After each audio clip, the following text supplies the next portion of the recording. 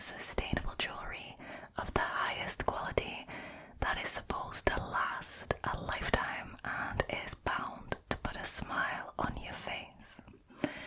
Now, all their jewellery is crafted using ethically sourced materials, and each piece is made with care by a small team of people who are passionate about what they do.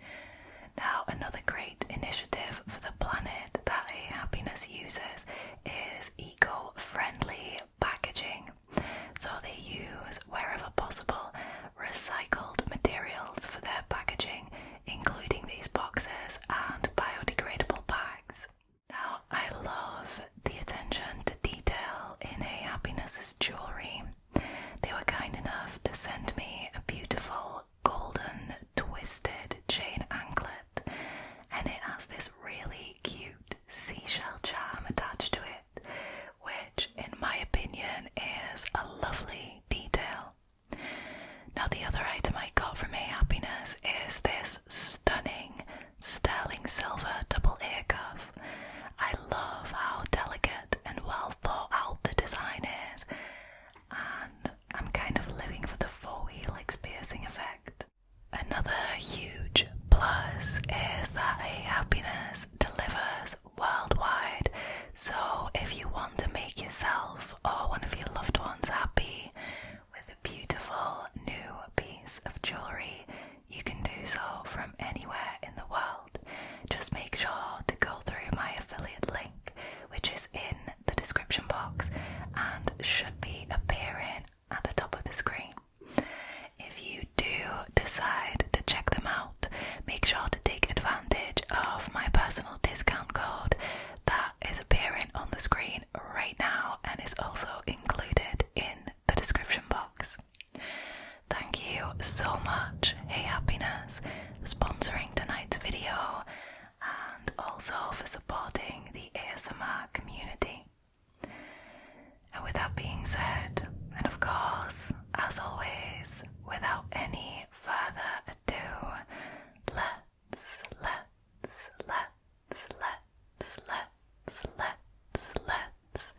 get into tonight's stories, shall we? Alrighty, the first story for tonight was posted by a Redditor called memory_eater, and I'll just get straight into it. I lived in a bizarre little house as a child. It was incredibly tall and thin, like an attached house, except freestanding. It had 3 floors, a basement, and an attic. It was full of quirks, such as 2 fully functional fireplaces, a shower stall in the centre of the basement, a backyard so small that you could not take 5 steps without hitting the fence, and an old-timey rope-pull dumbwaiter that led from the kitchen to my bedroom.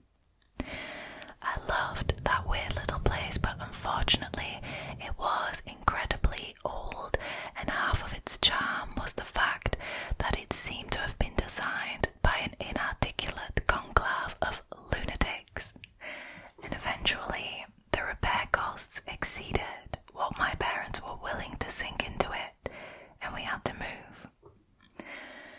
Preparing for the move was a chore, to say the least. I packed most of my stuff myself, and I had taken to throwing stuff down the dumbwaiter and shoving all my clothes so thickly in my closet that they became a single solid brick of fabric. While clearing that closet out, in fact, I came across a feature that I hadn't noticed before: an attic entrance in the roof. Being an adventurous kid, I opened her up, stood on the clothes brick, and began my first and last exploration into the topmost part of our weird little house. The first thing wasn't as dark as it should have been. The place was strung with old red Christmas lights, which still burned with leftover incandescents, and a dozen little cracks and holes peeped down into all the bedrooms below. The second thing I noticed was that the place was set up for habitation. Do we have a Frogger on our hands? I think so. The insulation was plasticed away. There was an old gurney piled with sleeping bags and sheets, and a rusted mint green refrigerator which still worked when I tested it. Oh hell no. The third thing was the bones. Absolutely not. There were a lot of bones. I was a kid at the time with a limited understanding of anatomy, but there were bones of all types heaped into a series of piles around the center of the attic. Small and large, clean and white, from every and any imaginable sort of creature, haphazardly stacked in half a dozen osseous clumps. Two of them were blackened, as if someone had tried to burn them, and the walls nearest those blackened piles were scrawled in dark bone jar messages. This is nightmare fuel. Now, mostly they were just smears, but the word sorry appeared more than once. Nope. Nope. That room had been sitting over my head for 8 years while I slept.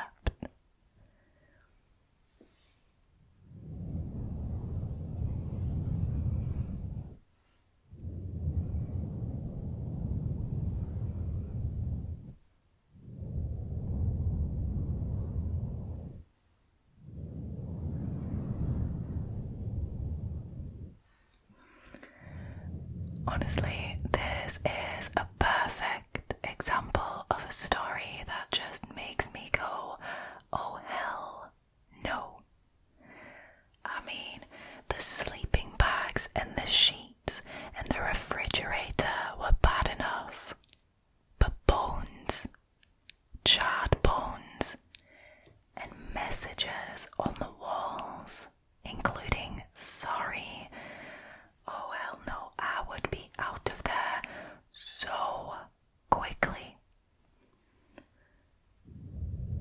Like the Redditor said, the idea that that room was right above them for 8 years while they slept at night, clearly being inhabited by someone, that is absolutely terrifying. I honestly don't know if I would ever recover from that.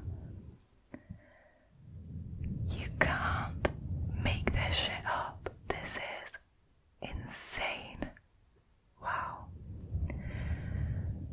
I am incredibly grateful for the fact that whoever was living there never decided to come down into the Redditor's bedroom, or at least that we know of, right? I'm really glad the Redditor wasn't harmed, and I am also really glad that they moved out of that house. Yikes.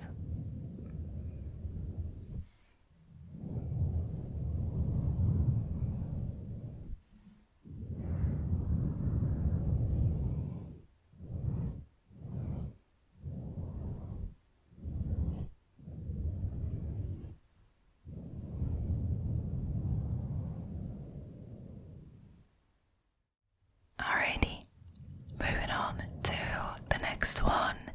Unfortunately, the Redditor has deleted their account, so I can't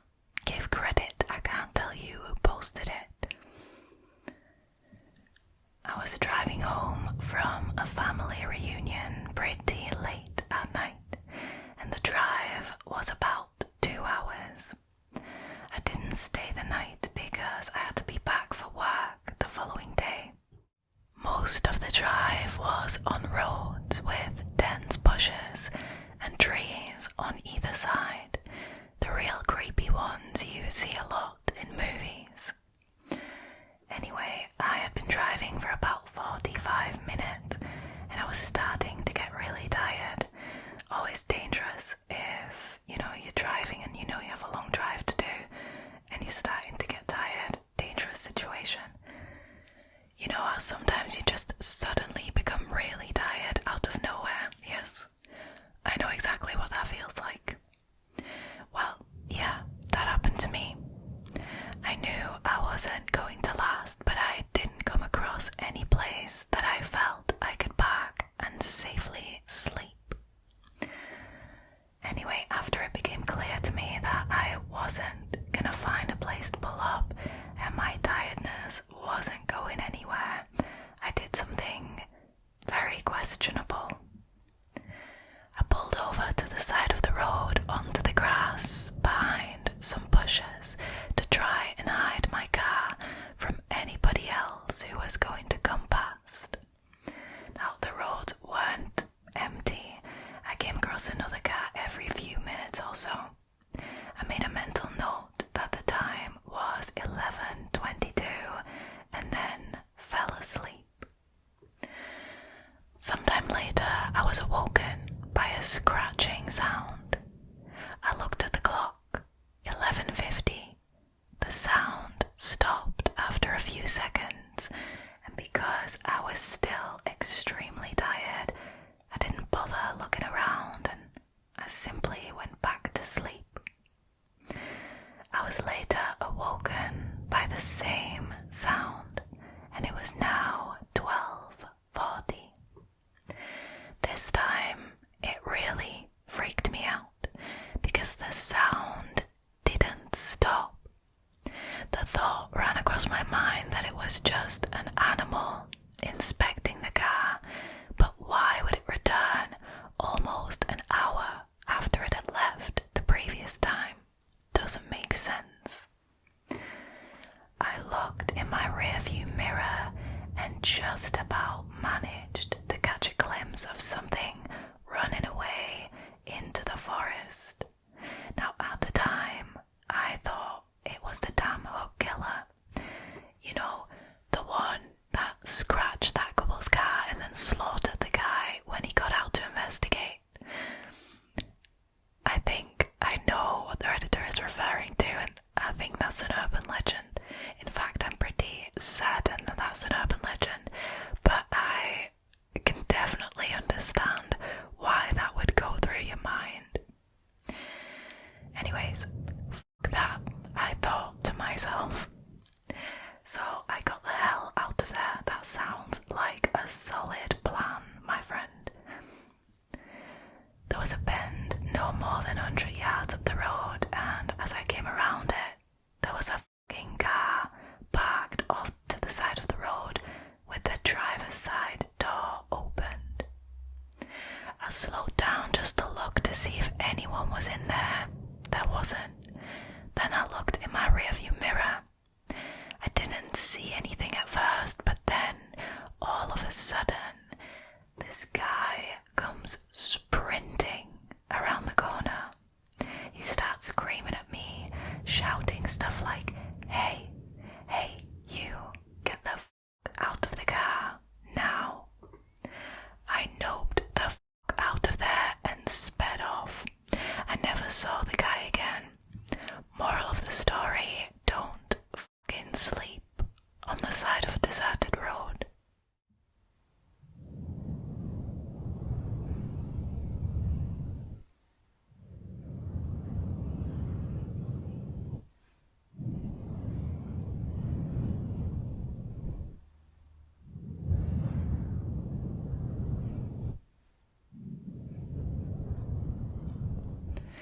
I mean, that was solid advice.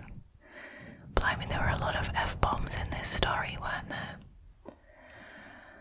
But honestly, I understand.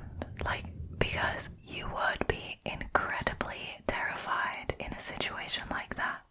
Especially so late at night, you're tired, you just want to get home. It's already frustrating that you're having to park up on the side of the road to have a nap because you're so tired, and then something like this happens. I mean, that will wake you right up, that will. Also, like I said, I understand the Redditor's mind immediately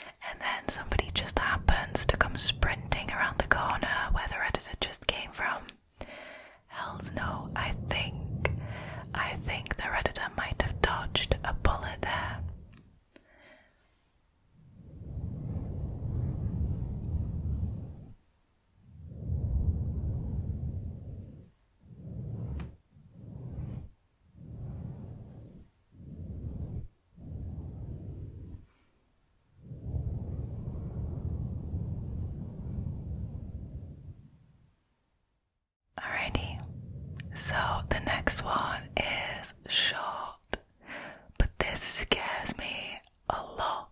It's so weird and unusual. So this one was posted by a Redditor called Mastrius. A few years ago, my brother would get a call on his cell phone around 2 or 3 a.m. every night. He would answer, and it was this hellish sounding noise, like static but mixed with screams. Nope, absolutely not. Absolutely not. He changed his cell phone number after a month of this, and it stopped for a while. But then after a week or so, it started again. The exact same noise, the exact same time. Finally, one day, he decided to backdial the call. That is so brave. It was an old man that had no clue what my brother was talking about. Still, the calls persisted. If he didn't answer, it would call a few more times and no messages were left. Now my brother decided to say screw it. He ended his contract with his phone company, he switched to a new one and then got another new number. Well, you guessed it. The screaming static calls continued after a short break. By this time my brother was terrified every single night. I mean, that is so understandable. Like, if you expect it to happen, I mean, I wouldn't be able to sleep at night. You could always turn your phone off, but you know that like in the morning when you wake up, you're gonna turn your phone back on and you're gonna see these missed calls and it's still gonna scare the shit out of you, right? Anyways, unsure why this was happening, he backdialed the number again and now he got a different person. Around this time he lost his job and his phone. The calls stopped, of course. His phone was disconnected now. So one day my mom asks me to listen to this weird message that she got on our home phone. No way. No freaking way. It was the static screaming. We showed my brother and he was freaking out. Why would you show him? Why would you show him? Like, honestly, this reminds me of like The Ring. Why would you show him the guy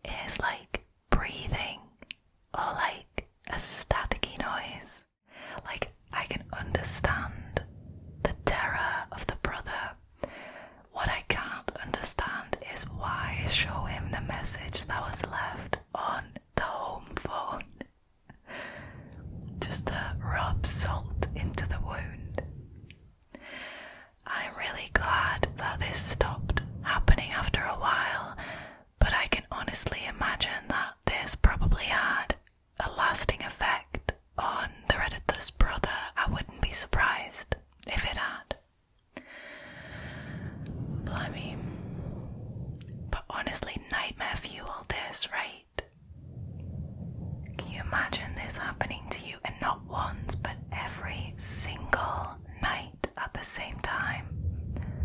Wild.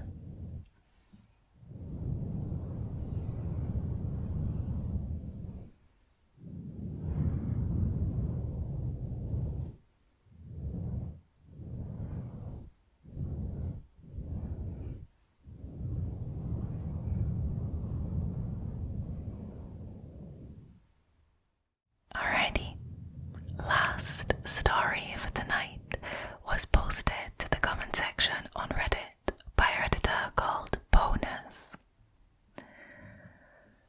12 years ago, on a road trip back from a Blink-182 concert in LA, we were driving east through Arizona, headed back to Ohio on a 33-hour road trip, because the other guy just loved Blink-182 so much that somehow we had to do this massively long trip for just one concert.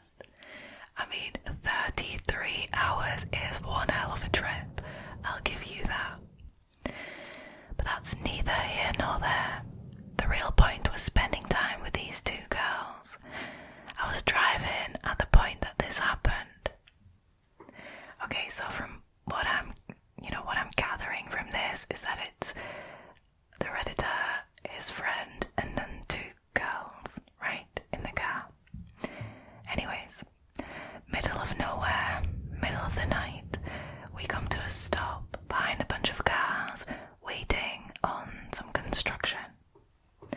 The four of us were talking for a bit as we sat there, two girls, two guys. See, that's what I thought. And I distinctly remember rotating yellow lights on the construction vehicles and lots of red light from all the rear car lights.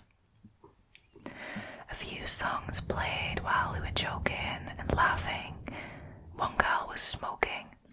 Eventually we were like, hey, you guys, haven't we been here for like forever? And we started looking around. Now it's construction, so who knows what the delay is. So we wait. It gets on to like 20 minutes, 30 minutes. Now eventually I'm like, are these construction cars even moving? I get out of the car. There are orange cones lined up everywhere. I'm picking my way through. Now as I'm having a look, I realise, and I kid you not, there is nobody in the construction vehicles. They're all just sitting there empty. So I'm like, yo, what the hell? This traffic jam is completely pointless. We need to just go around. So I look at the other cars because I want to tell the drivers in those cars what I had just seen. And I kid you not, once again, there was nobody in those cars either. We had just been sitting in a traffic jam in the middle of nowhere, in the middle of the night, behind a bunch of cars and construction vehicles that were on, but nobody was in them. I jumped back in the car and we took off like a bat out of hell. I love that expression. But to this day, I have no fucking clue what that was about. It wasn't a hallucination. I wasn't asleep, and all four of us saw this. Looking in other cars and seeing nobody in any of them, I didn't stop to see there were tracks in the sand or anything. Just got the hell out of there. Fuck that.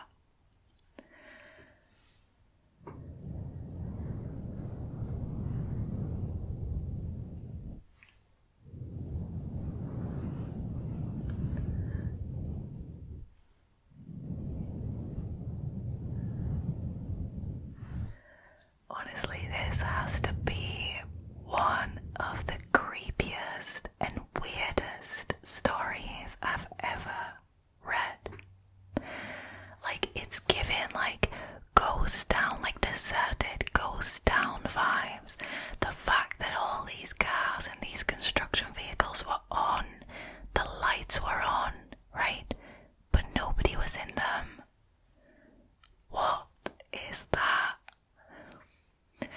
mean, it sounds like something from a zombie apocalypse film, I'm not gonna lie. That is insane, and I can't blame the Redditor for getting the hell out of there as soon as they realised, but the fact that they were sat there for like 30 minutes before they even realised is mind-blowing. Like, can you imagine what could have happened in those 30 minutes? Because clearly, you know, finding yourself in a traffic jam full of cars that are on but have no one in them, that's not a normal situation. I would say that's a pretty shady situation and extremely, extremely weird.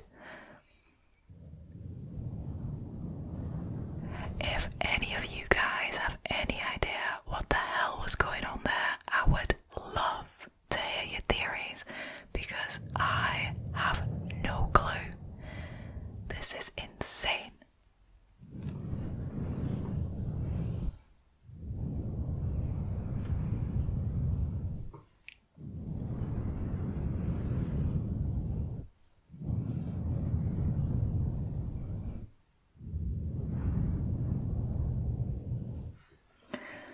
Alright, you guys, sadly, that was it for tonight's scary stories. Thank you guys so much for choosing to hang out with me again tonight. And thank you once again to Hey Happiness for sponsoring this video and for supporting the ASMR community. Don't forget, if you want to treat yourself or your loved ones to a new piece of jewellery, to go through my affiliate link, which is